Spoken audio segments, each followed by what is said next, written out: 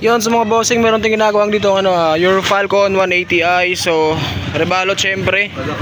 Yan, so ang harness yan basa, tsaka may mga punit na rin yung wire niyan. So ayusin natin yan. Tsaka to kapag nababasa or kinakarawas ni bossing, no, minsan nagwa-wild, tama, tumataas ba yung minor, no, basta minsan namamatay. O yan, so ayusin din natin yan. So ilan naman yung problema niya ni Falcon kapag nagawa na yon, all good sa tong unit na to. Tapos syempre coolant, ayan, so 1.5 odo, kunti na lang yung laman sa reserve. So ito, like kung paalala yan, lagi nyo lalagyan yung mga reserve coolant nyo kasi bago overheat yan. Pag nag-overheat, pwedeng may sirain dyan na part, like thermostat or water pump. Tapos yung head gasket, pwedeng madama yan.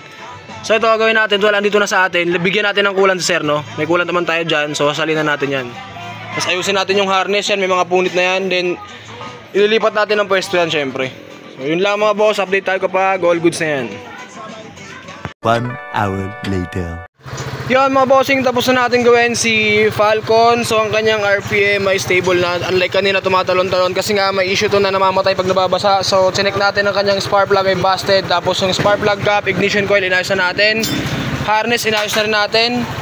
Tapos yung wire na dapat palitan dyan para tumibay ang harness, pinalitan na rin natin. So all goods na to. Tapos change oil, gear oil, then reset na rin natin yung kanyang panel para sa next na change oil ni bossing. So all goods na tong all goods na tong Falcon ni sir, no.